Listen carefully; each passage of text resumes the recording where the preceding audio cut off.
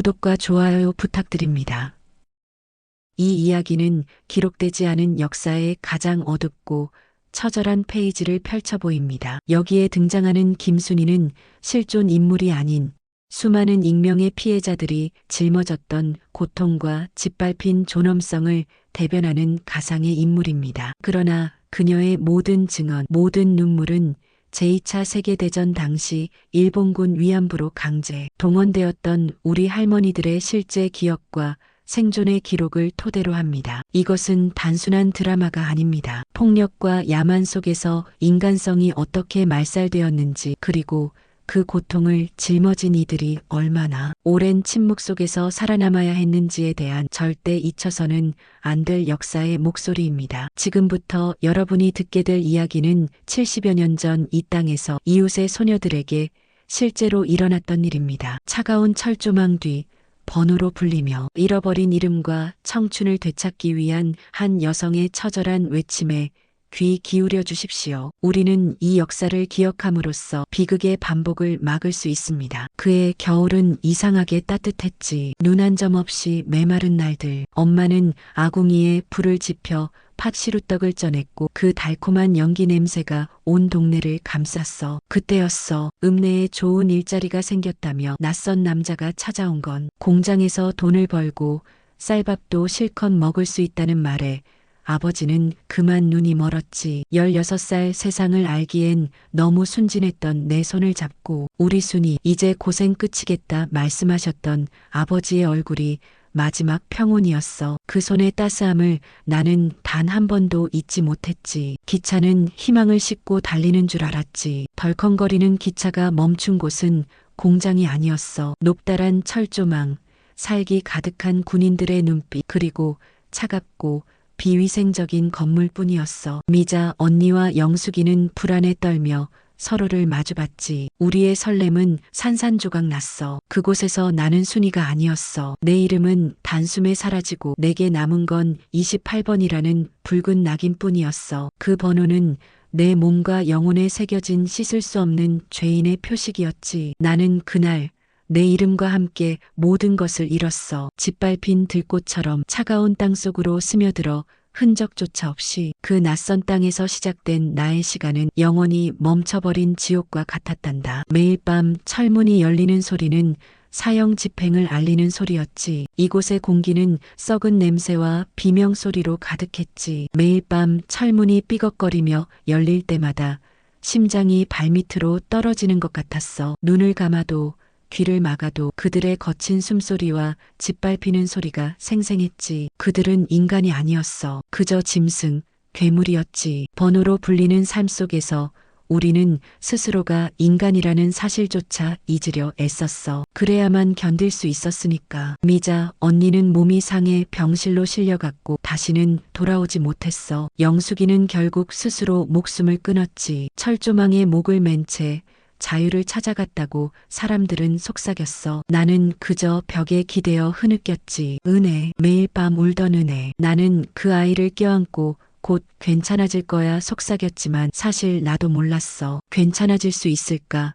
이 삶이. 우리는 서로를 끌어안고 울었어. 우리의 눈물은 서로의 상처를 씻어주는 유일한 약이었지. 고향을 잊지 않으려 발버둥 쳤지만 시간이 흐를수록 목소리는 작아졌고 엄마의 얼굴도 희미해져 갔지. 이곳은 시간마저 멈춰버린 곳이야. 영혼이 찢겨나가고 인간성이 말살되는 곳. 나는 그들의 성적 놀이개였고 그들의 야만을 위한 도구였어. 우리의 몸은 전쟁터였고 우리의 영혼은 산산조각난 유리조각 같았지. 이 고통은 단순히 개인의 아픔이 아니야. 한국가의 야만적인 역사가 내 몸에 새겨진 거라네. 우리는 서로의 이름을 기억해주는 것 외에는 아무것도 해줄 수 없었지. 28번, 43번, 12번 숫자로만 불리던 우리에게 영수가 미자야, 은혜야 하고 불러주는 목소리는 마지막 남은 인간성의 끈이었어. 영숙이는 매일 밤 고향 하동의 푸른 대나무 숲 이야기를 했지. 순이야, 해방되면 우리 꼭 거기 가서 대나무 순을 캐먹자. 미자는 평양 기생집에서 훔쳐봤던 고운 비단옷 이야기를 했어. 저것만 입으면 아무도 우리를 28번이라고 못할 거야. 우리는 서로의 과거를 끌어안고 미래를 꿈꿨지. 하지만 그 꿈은 짓밟히고 찢겨나가고 조각나 버렸어. 그들의 고통은 내 고통이었고 그들의 죽음은 내 예고된 죽음이었어. 어느 날 은혜가 쓰러졌을 때 나는 군의관에게 달려가 무릎을 꿇고 애원했어. 돌아온 건 차가운 비웃음뿐이었지. 은혜는 결국 숨을 거뒀고 우리는 은혜의 시신 앞에서 목 놓아 울 수도 없었어. 그저 차가운 시멘트 바닥에 머리를 박고 흐느낄 뿐이었지. 우리의 존재는 그림자보다도 못한 것이었으니까. 우리는 모두 한 명의 병사가 떠날 때마다 서로를 껴안고 울었어. 그 눈물은 우리의 영가였지. 슬픔과 절망, 그리고 인간으로서의 마지막 저항이 담긴 노래. 이 지옥에서 맺어진 끈끈한 자매만이 우리를 버티게 하는 유일한 힘이었단다. 이 사람 이름은 다케오였어. 그는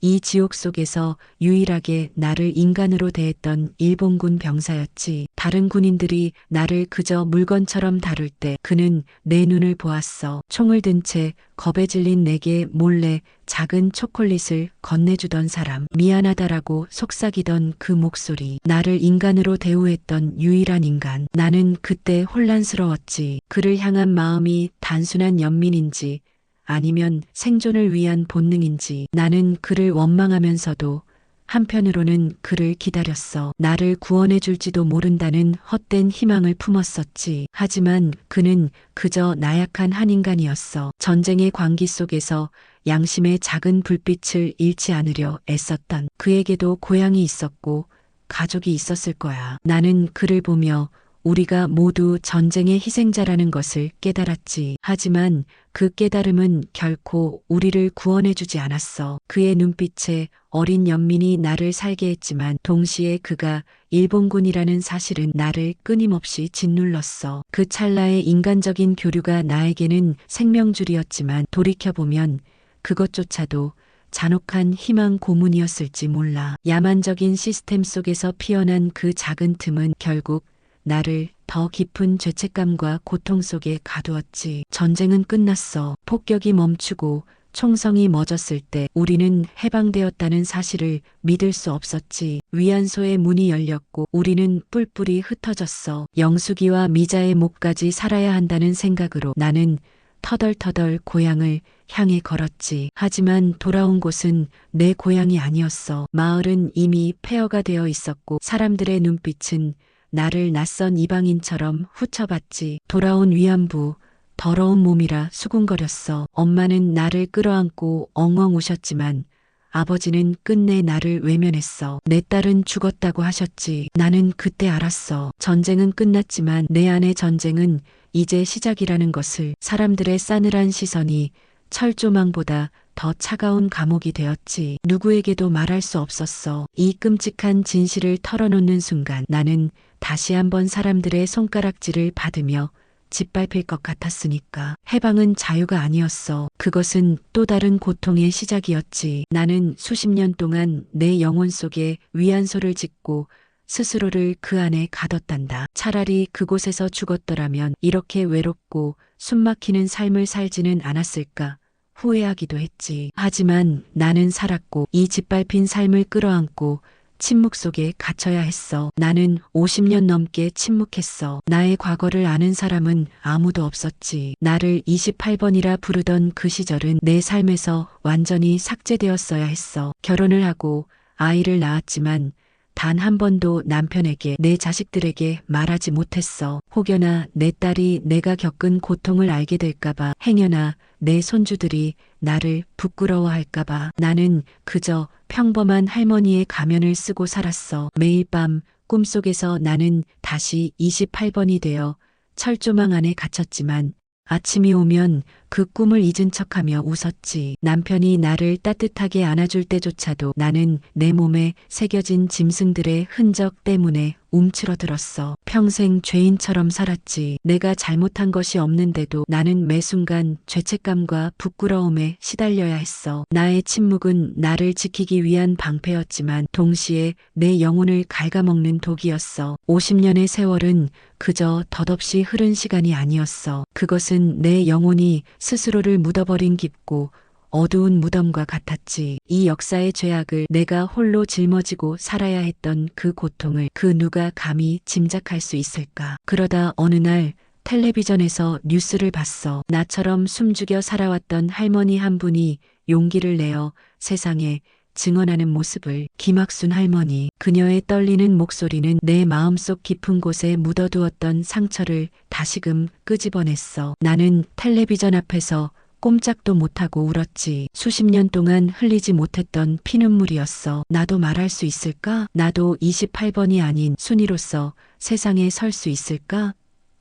수많은 밤을 고민했지. 잠 못 이루는 밤, 나는 앨범 속 영숙이와 미자의 얼굴을 쓰다듬었어. 이제는 내 고통이 나만의 것이 아니라는 것을 알았어. 우리 모두의 고통이라는 것을. 나는 죽은 자들을 대신해 말해야 할 산증인이었어. 침묵은 더 이상 나를 지켜주지 못해. 침묵은 역사의 진실을 묻는데 일조할 뿐이었지. 나는 내 남은 삶을 걸고 싸워야 한다고 다짐했어. 잃어버린 이름들을 되찾아주고 짓밟힌 존엄성을 회복하기 위해. 촛불처럼 위태롭지만 꺼지지 않는 작은 불씨가 내 영혼 속에서 타오르기 시작했어. 수십 년 만에 처음으로 나는 내 삶이 단지 부끄러운 과거의 잔재가 아니라 역사의 증언이 될 수 있다는 희망을 보았단다. 70평생 가장 무거운 붓이었지. 손이 떨려와 먹물이 번졌지만 나는 기어코 내 이름 석자를 써내려갔어. 김순이. 수십 년 만에 다시 쓰는 내 이름. 그 순간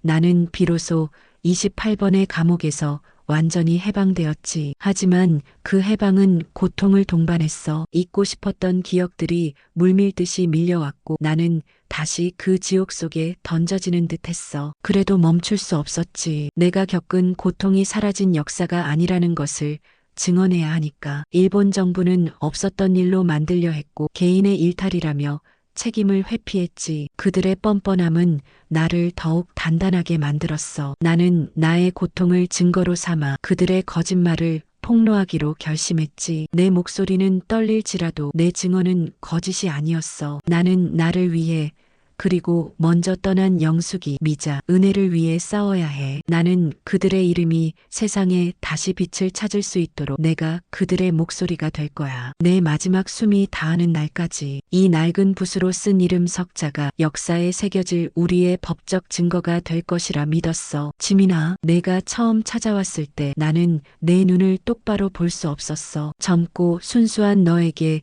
이 더러운 과거를 들려주는 것이 너무나 미안했지. 하지만 너는 내 손을 잡고 말했어. 할머니, 그건 할머니의 잘못이 아니에요. 기억하고 증언해 주셔서 감사합니다. 그 말 한마디가 내게 얼마나 큰 힘이 되었는지 몰라. 너는 내 잃어버린 딸 같았고 내 잊힌 청춘 같았지. 너와 같은 젊은이들이 우리 할머니들의 손을 잡아주고 있지. 우리의 아픔이 너희의 정의와 만나 우리는 더 이상 숨지 않아도 돼. 너희는 우리의 역사를 잊지 않고 미래로 가져갈 사람들이니까. 나는 너에게 미안하고 고맙다. 이 고통스러운 진실을 너희 세대가 짊어지게 해서 미안하지만 너희가 우리의 목소리가 되어주어서 고맙다. 너는 나를 다시 김순이로 살게 했어. 우리는 함께 이 싸움을 이어갈 거야. 우리의 연대는 단순한 동정이 아니야. 그것은 역사를 바로잡으려는 인간의 숭고한 의지이고 정의를 향한 굳건한 발걸음이야. 너희의 젊은 손이 늙은 우리의 손을 붙잡고 우리는 다시 세상 앞에 섰지. 나는 기억할 거야. 내가 살아있다는 것을, 내가 겪은 고통이 사라진 역사가 아니라는 것을 나는 증언할 거야. 그리고 당신들도 기억해 주어야 해. 우리 모두의 이름을, 우리가 잃어버린 시간들을. 우리의 외침은 단순한 배상을 요구하는 것이 아니야. 그것은 인간으로서의 존엄성을 되찾으려는 처절한 몸부림이야. 우리에게 남은 시간은 많지 않아. 대부분의 자매들은 이미 세상을 떠났지. 하지만 우리가 남긴 이 증언은, 우리의 억울한 역사는 절대 지워지지 않을 거야. 나는 내 삶을 바쳐 이 진실을 외쳤어. 이제는 당신들의 차례야. 다시는 이 땅에, 이 세상에 전쟁이라는 이름으로 여성의 인권이 짓밟히는 비극이 반복되지 않도록. 이 촛불은 꺼지지만 우리가 겪은 진실은 영원히 꺼지지 않는 불씨가 되어 다음 세대의 가슴 속에 타오를 것이다. 나는 이제 편히 잠들 수 있을 것 같다. 왜냐하면 나는 더 이상 28번이 아니라 역사의 증언을 마친 김순희이기 때문이야. 시청해주셔서 고맙습니다. 아니다.